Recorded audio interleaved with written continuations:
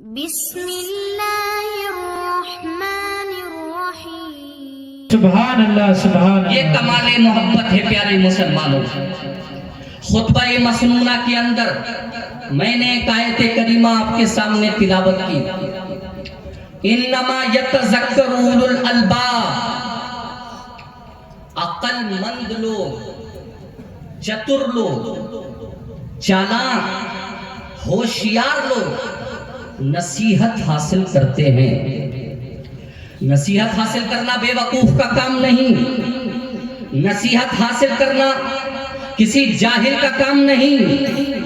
نصیحت وہ لوگ حاصل کرتے ہیں جو دانا ہوتے ہیں، جو زیرک ہوتے ہیں، جو ہوشیار ہوتے ہیں۔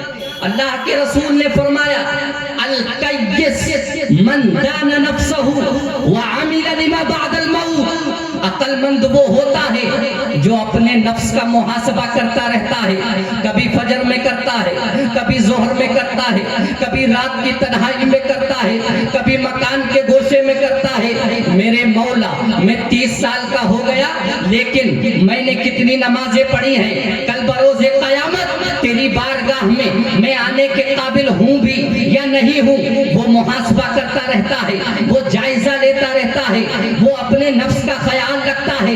وَعَمِلَ لِمَا بَعْدَ الْمَوْتِ، اور مرنے کے بعد جو آخرت کی زندگی ہے اس کے لیے عمل کرتا رہتا ہے، کبھی ورد کرتا ہے، کبھی وظیفہ کرتا ہے، کبھی تلاوت کرتا ہے، کبھی عبادت کرتا ہے، کبھی شکرانے کے سجدے کرتا ہے، کبھی صدقات کرتا ہے، کبھی خیرات کرتا ہے، کبھی نماز کے ذریعے، کبھی عبادت کے ذریعے اپنے رب کو راضی کرنے کی کوشش کرتا ہے۔ تو پیارے مسلمانوں، عقل مند وہ ہوتا ہے جو رہتا دنیا میں ہے لیکن تیاری آخرت کی کرتا ہے، جو رہتا یہاں ہے لیکن سامان آخرت وہاں کے لیے جمع کرتا ہے۔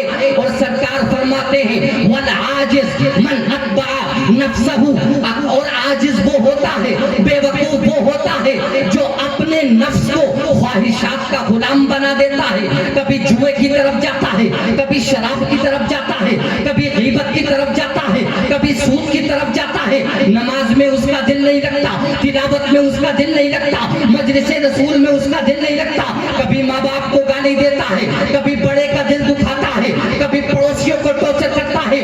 والعاجز من اتبع نفسہ ہواہا، سرکار فرماتے ہیں بے وقوف ہے وہ انسان جو اپنے خواہشات کا غلام بنا بیٹھا ہے، بے وقوف ہے وہ انسان جو گناہوں کے راستے پر چل پڑا ہے، بے وقوف ہے وہ انسان جو اپنی منمانی کر رہا ہے۔ سرکار نے فرمایا والعاجز من اتبع نفسہ ہواہا وتمنی علی اللہ، بے وقوف ہے وہ انسان جو دنیا کا غلام بنا بیٹھا ہے اور اللہ پر تمنا کر رہا ہے کہ میں تو ایسے ہی جنت میں چلا جاؤں گا، مجھے تو رسول اللہ جنت میں لے جائیں گے، مجھے تو اللہ کے رسول جنت کا پروانہ عطا کریں گے۔ سرکار فرماتے ہیں عقل مند وہ ہوتا ہے جو آخرت کی تیاری کرتا ہے اور بے وقوف وہ ہوتا ہے جو دنیا کی تیاری کرتا ہے۔ سبحان اللہ۔ نعرہ رسالت، مسلک اعلیٰ حضرت، سرزمین ریا نولا، فیضان دادا میاں حضور مفتی نازش مصباحی صاحب قبلہ، نعرہ تکبیر، نعرہ رسالت۔ پیشن سمجھ گئے عقل مند کون ہوتا ہے؟ جو مکان نہیں بناتا، جو دکان نہیں بناتا، جو گاڑی اور بنگلے کی طرف دھیان نہیں دیتا، جو رنگ و روغن کو نہیں دیکھتا، جو زیب و زینت کو نہیں دیکھتا، جو تاج شاہی کو نہیں دیکھتا، جو عزت اور وقار کو نہیں دیکھتا، جو سنجیدگی اور مکانت کو نہیں دیکھتا، جو مال کو نہیں دیکھتا، جو دینار کو نہیں دیکھتا، جو درہم کو نہیں دیکھتا، جو جوب کو نہیں دیکھتا، جو دینار کو نہیں دیکھتا، بلکہ یہ دیکھتا ہے کہ میرا خدا مجھ سے راضی ہے کہ نہیں، میرے رسول مجھ سے راضی ہے کہ نہیں، میں نے آخرت کا کتنا سامان کیا ہے، میں نے آخرت کی کتنی تیاری کی ہے۔ آؤ شہنشاہ بغداد کی بارگاہ میں لیے چلتا ہوں، 11ویں والے پیر، ابھی مہینہ گزرا ہے، ہر گھر میں لنگر تھا، ہر گھر میں فاتحہ تھی، ہر گھر میں نظر و نیاز تھی، ہر گھر میں ترانے گائے جا رہے تھے۔ غوث اعظم کا دامن نہیں چھوڑیں گے، غوث اعظم سے محبت کرتے ہیں، غوث اعظم سے عقیدت رکھتے ہیں۔ آؤ سرکار غوث اعظم کی بارگاہ میں تمہیں بتاتا ہوں کہ دنیا کی حقیقت کیا ہے۔ وہ سرکار غوث اعظم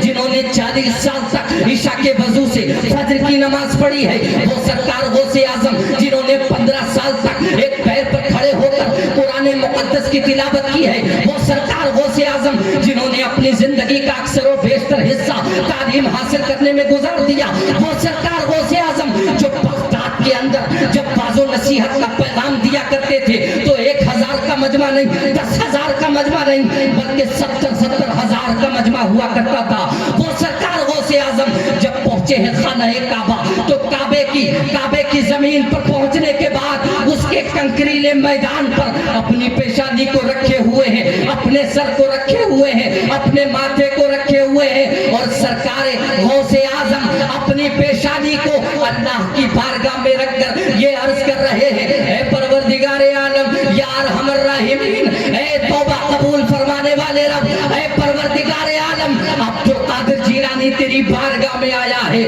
غوث اعظم تیری بارگاہ میں آیا ہے، عبد القادر جیلانی تیری بارگاہ میں پیشانی کو رکھے ہوئے ہیں۔ سرکار غوث اعظم اللہ کی بارگاہ میں عرض کر رہے ہیں کہ عبد القادر جیلانی تیری بارگاہ میں آیا ہوا ہے، اے پروردگار عالم، اگر کل بروز قیامت عبد القادر جیلانی تیری سزا کا مستحق ہو تو اسے نابینا کر کے اٹھانا، تو اسے اندھا کر کے اٹھانا، کیونکہ عبد القادر جیلانی اگر کل بروز قیامت تیری سزا کا مستحق ہوگا تو نہ تو یہ اس حالت میں تیرا سامنا کر سکتا ہے، نہ تیرے نیک بدوں کا سامنا کر سکتا ہے۔ یہ کون کہہ رہے ہیں؟ سرکار غوث اعظم کہہ رہے ہیں۔ پیارے مسلمانوں، اور ایک ہم ہیں، فرائیڈے ٹو فرائیڈے، جمعہ ٹو جمعہ، سالوں سے نماز نہیں پڑھی اور کودا پھر رہا، ناموس سے رسالت پہ سر کٹاتے ہیں۔ ارے تیرے پاس نماز پڑھنے کے لیے تو سر تیرے پاس نماز پڑھنے کے لیے ٹائم نہیں ہے، تو سر کٹا دے گا؟ سرکار مدینہ فرماتے قرۃ عینی فی الصلاۃ، میری آنکھوں کی ٹھنڈک نماز میں ہے، اگر محبت کا اظہار کرنا چاہتے ہو تو آؤ مولا کے در پر سر کو جھکاؤ، جب تم سجدے میں جا کر کے کہو گے سبحان ربی الاعلی، تم سے خدا بھی راضی، تم سے خدا کے رسول بھی راضی۔ لیکن تمہیں فرصت ہی کہاں ہے؟ عجیب حال ہے آج کے انسان کا، کوئی لوڈو کھیل لیا ہے، کوئی کرکٹ میچ دیکھ رہا ہے، کوئی گپے ہانک رہا ہے، کوئی خرافات میں لگا ہوا ہے، اور کوئی تو یہی کہہ رہا ہے کہ کانگریس کب آئے گی، کانگریس کب آئے گی؟ تو کانگریس آ جائے گی تو کیا کرنا؟ اللہ فرماتا وما اصابکم من مصیبہ فبما کسبت ایدیکم، تمہارے اوپر جتنی مصیبتیں آتی ہیں وہ تمہارے کالے کرتوتوں کی وجہ سے آتی ہیں۔ اگر تمہارے کارنامے اچھے ہوتے تو تمہارے بادشاہ بھی اچھے ہوتے۔ جب تک لوگوں کے کارنامے اچھے تھے تو کسی کو محمود غزنوی جیسا بادشاہ ملا، کسی کو ہارون رشید جیسا بادشاہ ملا، کسی کو عمر بن عبدالعزیز ملا، اور جب لوگوں کے کارنامے بدل گئے، جب لوگوں نے نماز کو چھوڑ دیا، جب لوگوں نے زکوٰۃ دینا چھوڑ دیا، جب لوگوں نے خدا کو راضی کرنا چھوڑ دیا، تو پھر حجاج بن یوسف ثقفی جیسے ظالم و جابر بادشاہوں سے سامنا کرنا پڑا، یزید جیسے فاسق و فاجر کا سامنا کرنا پڑا۔ کیوں؟ اس لیے کہ مسلمانوں کے جیسے جیسے حالات بدلتے گئے ویسے ویسے بادشاہ بدلتے گئے۔ اگر آج بھی ہم اپنے گریبان میں جھانکیں اور اپنا جائزہ لیں اور اپنی اصلاح کریں تو پیارے مسلمانوں، گورنمنٹ آج بھی بدل سکتی ہے، حکومت آج بھی بدل سکتی ہے۔ یہ حکومت اللہ کے اختیار میں ہے، اللہ جب چاہتا ہے جس کو چاہتا ہے کرسی حکومت پر اس کو بٹھا دیا، یہ اللہ کے اختیار میں ہے۔ تو اپنے کارنامے اچھے کرو، بے شک اپنی اصلاح کرو.